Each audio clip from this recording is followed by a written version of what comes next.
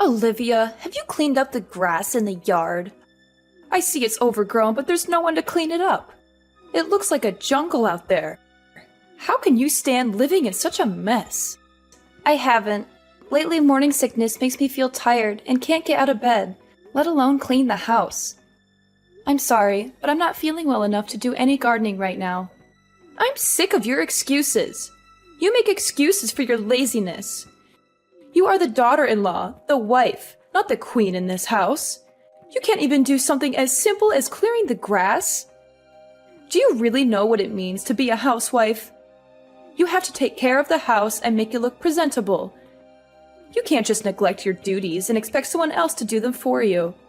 Of course, I believe I am completing my household chores to the best of my ability. Unfortunately, my body hasn't been able to keep up, and that forces me to rest quite often. I hope you can understand and be patient with me. There's no way that's true! You're just using being pregnant as an excuse to be lazy and put off your wifely duties. Do you really think it's okay for you to be such a sloth? You should be ashamed of yourself. There is no way.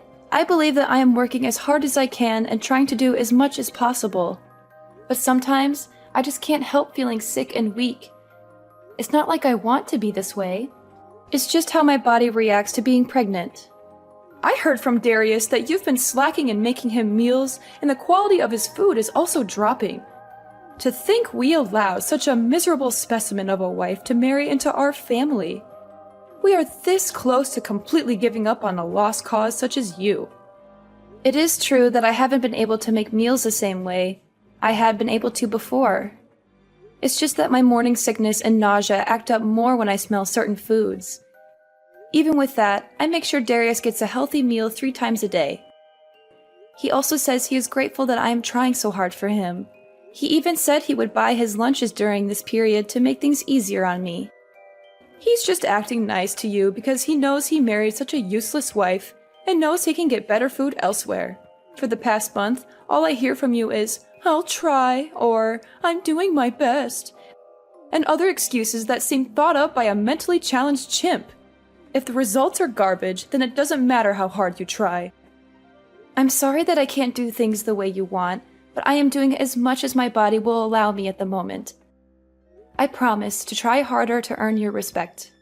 Try? You? How is that going to change anything? As hard as you try, things won't change much because the level that you think of hard work is still under par when compared to normal housewives like me. Since your baseline abilities are so low, I guess that's just another one of your defects. But I expect you to be able to do at least the bare minimum for my son, since we all know that you're below average in pretty much everything.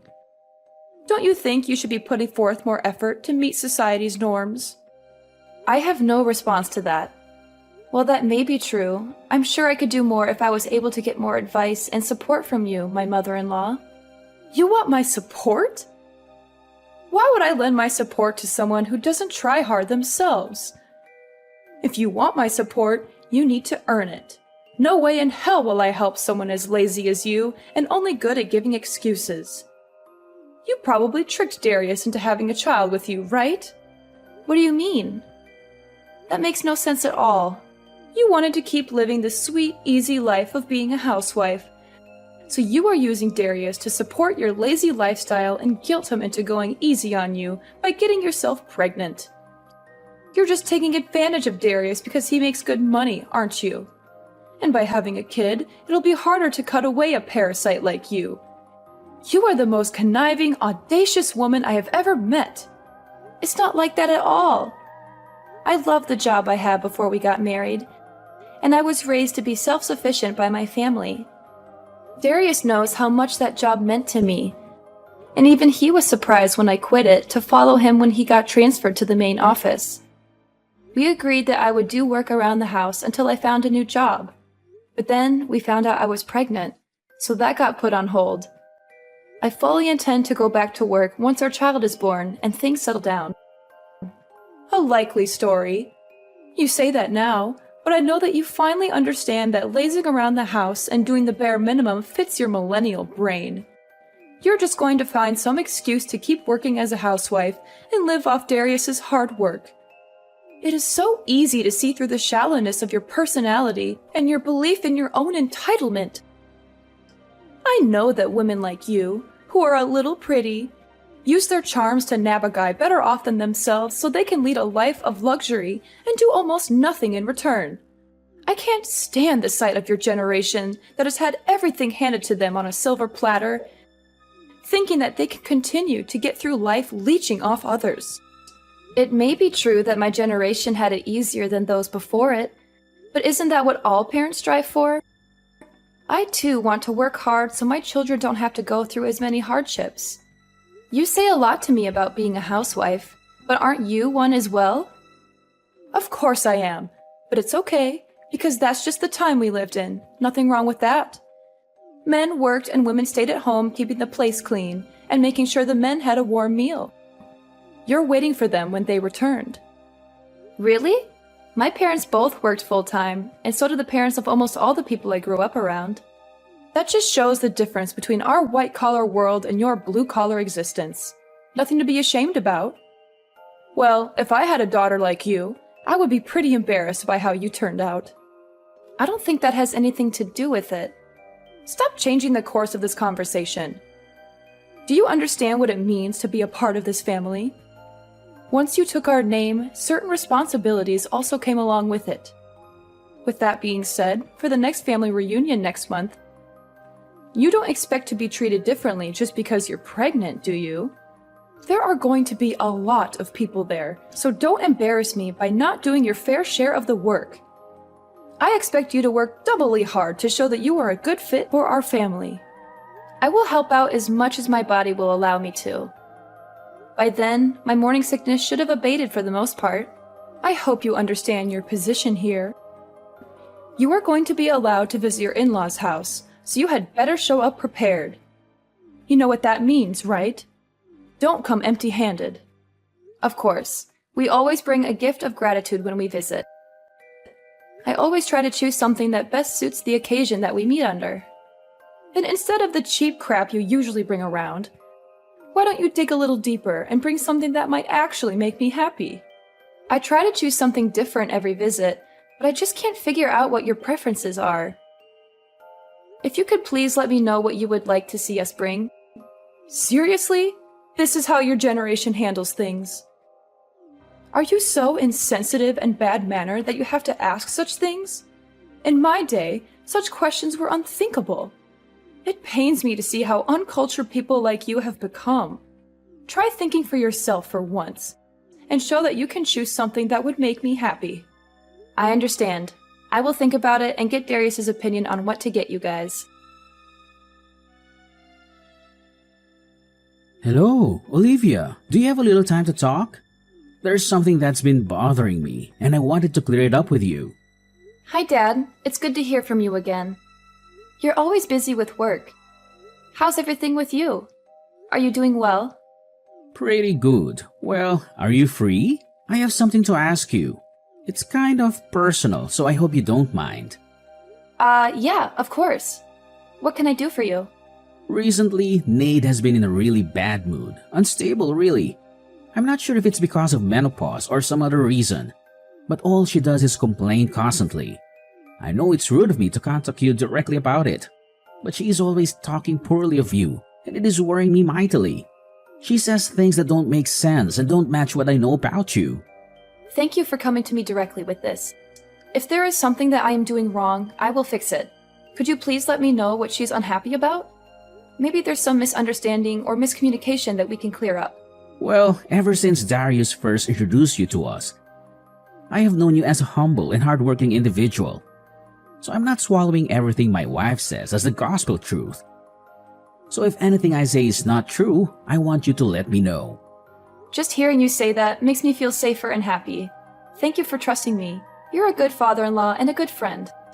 Okay, so for example, is it true that since you quit your old job and got pregnant, you've been blowing through Darius's savings? What? That's impossible. We've been making do with the income Darius brings in every month and haven't had to resort to either of our savings yet. Darius gave me full access to all his accounts so I could get things ready for our baby, or make things easier for me while I'm pregnant. But I feel that the money should be saved for something else if we can get by with what he is making already. I see, so Nate is lying to me again. It's hard for me to say it, but that seems to be the case. Also, since I'm at home resting most of the time, I don't really have a reason to spend much money at all. There is no reason at all for me to dip into Darius's savings. That makes sense. According to Nate, ever since you got pregnant, your personality has shifted and you've been buying expensive brand products to relieve the stress you feel from the pregnancy. And because of that, your relationship with Darius is becoming strained. I'm shocked to hear this, not only because it's not true, but also because it doesn't even sound real. Why would she believe something like that? Darius and I are very happy together, and we're looking forward to welcoming our baby into the world. We don't need any expensive things to make us happy. We just need each other and our family. So that's the case. To be very honest with you, I've seen this happen before. What do you mean? I know that our extended family is meeting up at our place for a Christmas get-together. But I was wondering if the three of us, including Darius, could sit down and have a talk before then. There's something important that I need to tell you both. It's about Nade and her past. Of course. I will check with Darius, but I'm sure it would be fine. He wanted to talk with you too. Haha, Olivia, your face was priceless. Your expression when a glass of champagne is thrown in your face is hilarious. I wish I had a camera for it. I would frame it and put it up in our entrance so everyone could see the stupid look you had on your face. This is an example of a country bumpkin that decided to sit down for a minute instead of doing exactly what her mother-in-law told her to do. It would be the engraved caption under it. I only sat down for a minute. I didn't think that would enrage you enough to splash a glass of wine on me like that. Moreover, this is the Christmas gift that I spent a lot of time choosing for you. Really? A bottle of champagne for less than $6,000? If you want to show your heart, you should choose a really expensive bottle of wine, such as the 1937 Krug Collection Magnum. Besides, you should buy a lot of expensive fruit too. You're so cheap and stingy. That's crazy. You judge anyone's heart by the value of a gift? That's so shallow and materialistic. I chose this wine because it's from your favorite region and it has a good rating. I thought that you would like the taste and the quality, not the price tag. I may not care about the gift's value to others except you. You're such a lazy, useless woman. Look at your brother-in-law's girlfriend.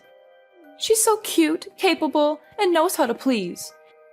She brought me a diamond necklace and a bouquet of roses. She's 1,000 times better than you. You're going too far.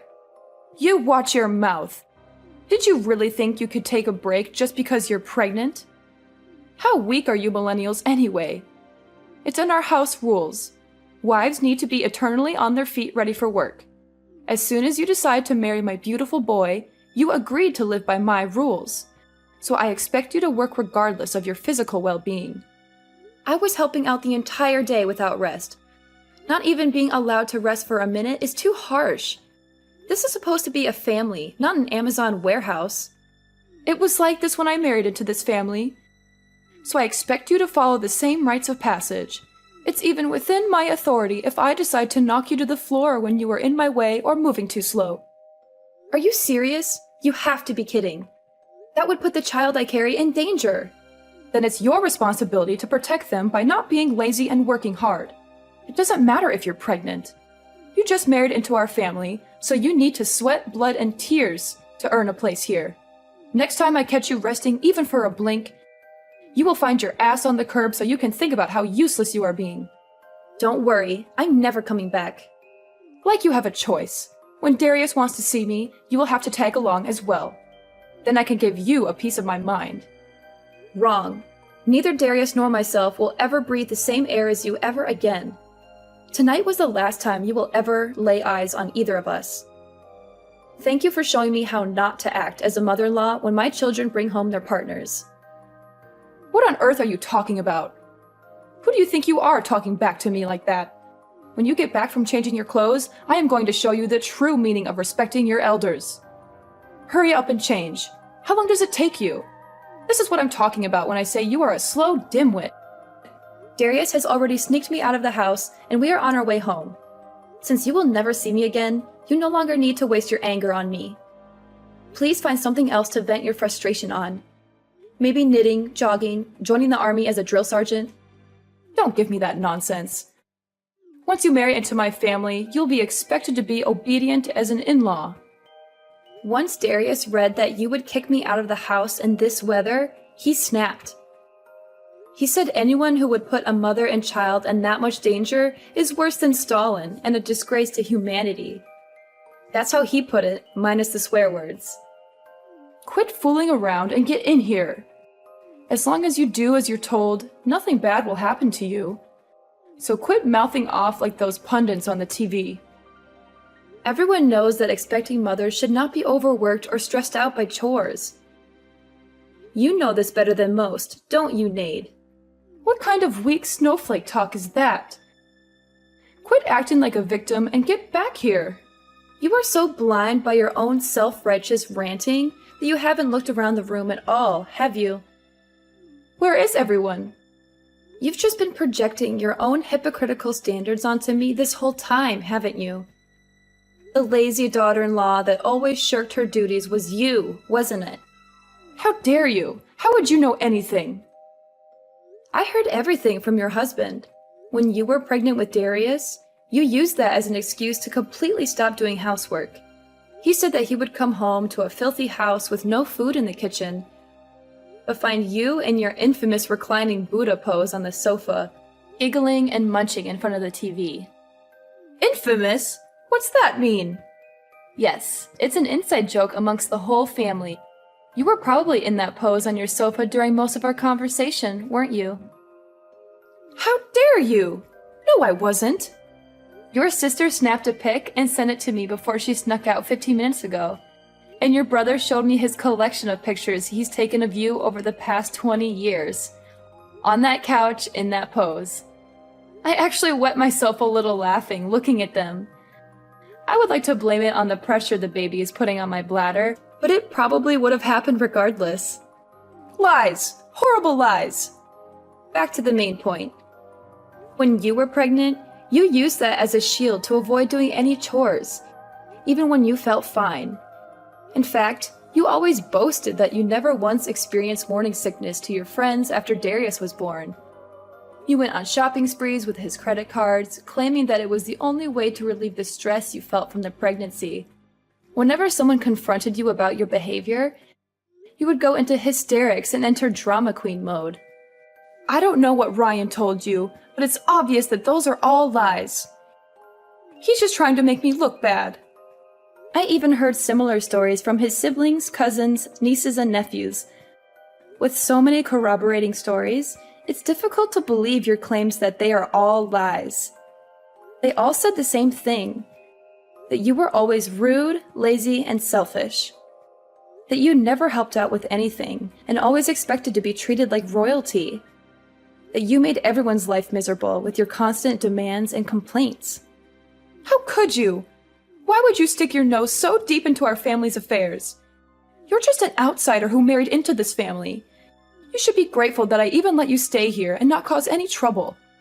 There is no reason for Father to lie. In fact, these stories only make him look bad for letting you walk all over his family name. There really was no need for me to talk to so many other family members. But once they heard that I was looking for more evidence, they began contacting me instead. Ryan telling me his story had the effect of that little Dutch boy taking his finger out of the hole in the dike.